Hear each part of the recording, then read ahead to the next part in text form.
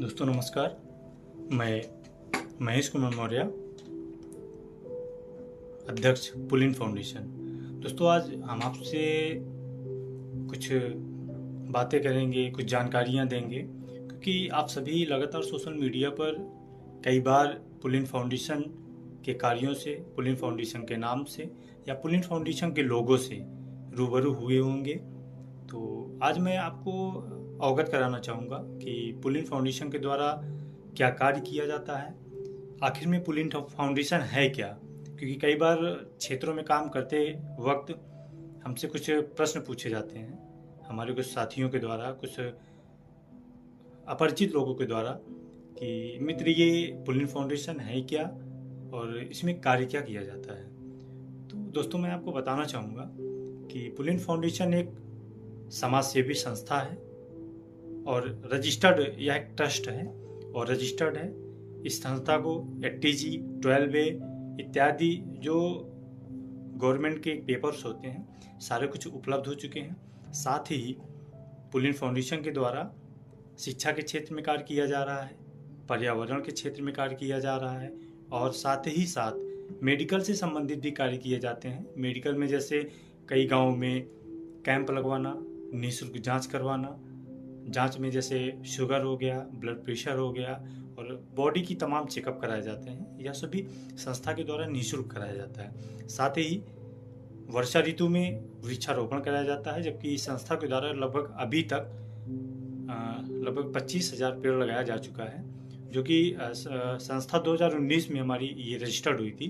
तब से लेकर आज तक इतने वृक्ष हम लोग और हमारी टीम लगा चुकी है और लगातार हमारी टीम इस पर काम भी कर रही है। हम लोग वृक्षारोपण के क्षेत्र में काम भी कर रहे हैं और इसके अलावा हम लोग शिक्षा के क्षेत्र में काफ़ी काम किए हैं। काम में अगर देखा जाए तो सबसे पहले तो हम लोगों ने 2019 में 5 जून 2019 को हम लोगों ने शुरुआत किया, जिसमें बच्चों को निःशुल्क पढ़ाई कराई जाती थी।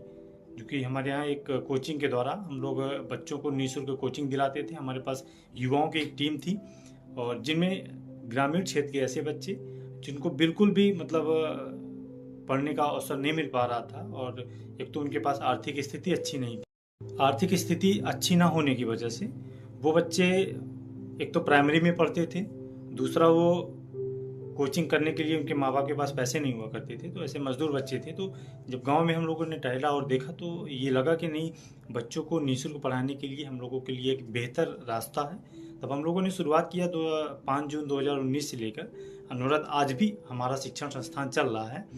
तो 2019 से लेकर आप समझिए 23 तक की बच्चों की संख्या 200 थी और बच्चे पढ़ भी रहे हैं। अभी तो हमने कई ब्रांचों में बच्चों को पढ़ाना शुरू कर दिया है। हमारे कुछ गाँव में ब्रांच चल रहे हैं और अलग अलग टीम के द्वारा हमारे कुछ युवा साथी हैं जो कि अलग अलग क्षेत्रों में उस शिक्षण संस्थान को संचालित कर रहे हैं। हमारा प्रयास ये रहेगा कि प्रत्येक जगह पे जहाँ पर शिक्षा में बच्चे आगे जाना चाहते हैं, जो वंचित बच्चे हैं, जो गरीब मजदूर परिवार के बच्चे हैं, ऐसे बच्चों को हम लोग हायर कर रहे हैं और उन बच्चों को उनकी जो आवश्यकता है, उनकी आवश्यकता की हम लोग पूर्ति भी करेंगे। हमारी संस्था का जितना भी क्षमता रहेगा उस आवश्यकता अनुसार उनकी हम पूर्ति भी करेंगे, साथ ही साथ उनकी मदद करेंगे और शिक्षा के क्षेत्र में उनको आगे बढ़ाएंगे। साथ ही हम लोग बच्चों को एक करियर काउंसलिंग भी कराते रहेंगे बीच बीच में कि हाई स्कूल के बाद बच्चे क्या कर सकते हैं, किस क्षेत्र में जा सकते हैं। कई बार ऐसा होता है बच्चों के पास पैसा नहीं होता है और वो चाहते हैं कि हाई स्कूल के बाद ऐसे किस क्षेत्र में जाएं कि जहाँ पे हमारा पैसा भी कम लगे और पढ़ाई भी अच्छी हो जाए। तो इस क्षेत्र के लिए हम लोगों ने एक प्लान बनाया हुआ है और उस पर काम भी किया जा रहा है और ऐसे 3-4 बच्चों को हम लोगों ने इस रूट पे भेजा भी है। जैसे एक 2 बच्चों का एक इंडो जर्मन में हुआ, वो आपके इंदौर में एक कॉलेज है वहाँ पे पढ़ाई कर रहा है। एक बच्चे का सीपेट में हुआ, हमने परीक्षा दिलाया, वो बच्चा वहाँ पढ़ रहा है। तो ऐसे ऐसे करके कई सारे बच्चे हैं और इसी तरीके से ग्रामीण क्षेत्र में हमारे यहाँ बच्चे पढ़ रहे थे कोचिंग में। तो श्रम विभाग के द्वारा एक अटल आवासीय योजना करके चलता है, जो कि नवोदय के जैसे ही होता है। तो ऐसे में भी हमारे यहाँ से अध्ययनरत 2 बच्चों का सिलेक्शन आपके अटल आवासीय योजना में हुआ, जो कि वो गवर्नमेंट की योजना है और बच्चे अब इंटर तक वो फ्री ऑफ कास्ट पढ़ाई करेंगे। इनके माँ बाप के ऊपर कोई भी प्रेशर रहेगा ही नहीं। साथ ही साथ उनको खाने के लिए, रहने के लिए और पढ़ने के लिए निःशुल्क सारी व्यवस्थाएं सरकार के द्वारा मुहैया कराई जाती है। तो हमारा और हमारी संस्था का और हमारी टीम का सबका ये भी प्रयास रहता है कि ग्रामीण क्षेत्र के बच्चे, जो वंचित बच्चे हैं, जिनको कोई माध्यम नहीं मिल पाता है, जिनको कोई जानकारी नहीं मिल पाती है, ऐसे बच्चे हम लोग उनको ढूंढ रहे हैं और ऐसे बच्चों को हम लोग पढ़ाई दिलाकर कोचिंग के माध्यम से आगे बढ़ाने का पूरा प्रयास किया जा रहा है और निश्चित ही आने वाले कुछ वर्षों में कुछ बदलाव दिखेगा। यही बच्चे आगे बढ़ेंगे और एक नया विचार लाएंगे।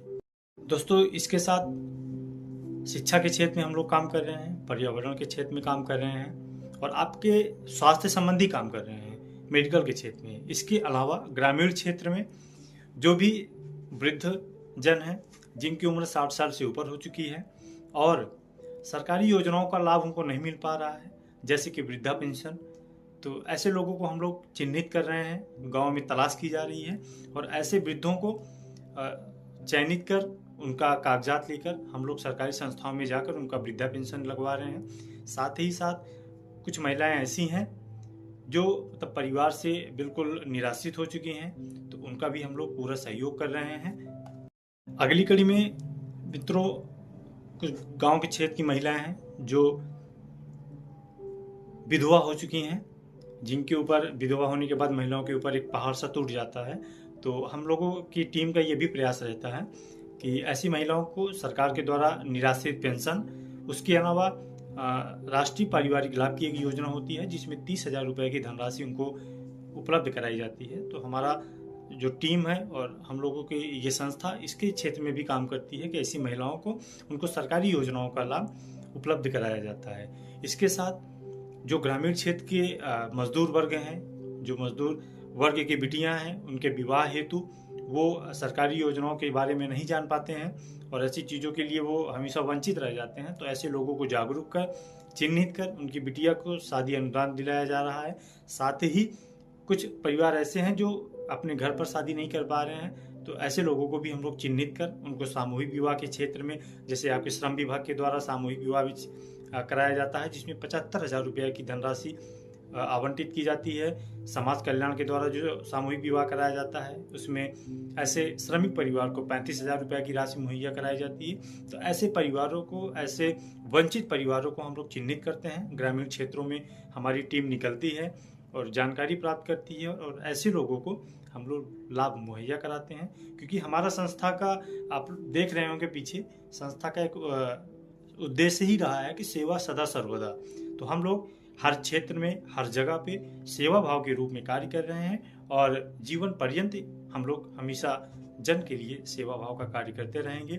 और आप सबसे भी निवेदन रहेगा कि आप सब भी ये पुलिन फाउंडेशन को अपना प्यार देते रहें, अपना आशीर्वाद देते रहें, क्योंकि यह संस्था आप सबकी है और आप सबके ही आशीर्वाद से, आप सबके ही सहयोग से और आप सबके ही मार्गदर्शन में हम लोग संस्था के माध्यम से कार्य करते रहेंगे और निश्चित रूप से ही समाज के लिए, हमारे प्रदेश के लिए, हमारे देश के लिए, जन जन के लिए हम लोग कार्य करेंगे। और निस्वार्थ हम लोगों का प्रयास हमेशा रहेगा कि जितना हो सकेगा हम और हमारी टीम हमेशा आप सबके लिए प्रयास रहेगी। और मेरा आपसे और आप सभी जनों से निवेदन रहेगा कि पुलिन फाउंडेशन संस्था को आप अपना प्यार और आशीर्वाद देते रहिएगा। जहाँ पर भी हम लोगों से थोड़ी बहुत त्रुटियाँ हों, वहाँ पे आपका मार्गदर्शन भी हमें चाहिए और आपका साथ बना रहेगा। तो निश्चित रूप से ही हम और हमारी टीम एक बेहतर कार्य करेंगे और कार्य के साथ साथ भी हम लोग एक नई दिशा में निकलेंगे। इन्हीं शब्दों के साथ मैं महेश कुमार मौर्य पुनः आप सबका बहुत बहुत आभार व्यक्त करता हूँ कि आपने हमारी बातों को, हमारे विचारों को सुना है। मिलते हैं आपसे अगले फिर से एक वीडियो में और आपसे कुछ पुलिन फाउंडेशन की द्वारा किए गए कार्य और होने वाले कार्य के लिए आपसे अपनी बातों और विचारों को साझा करूंगा। और अगले एपिसोड में मैं आपको पुलिन फाउंडेशन के कार्यालय को, पुलिन फाउंडेशन द्वारा किए गए कार्य को, समस्त चीज़ों को आपके सामने प्रत्यक्ष रूप में रखने का प्रयास करूंगा। इसी के साथ नमस्कार, जय हिंद, जय भारत, जय पुलिन। सेवा सदा सर्वदा।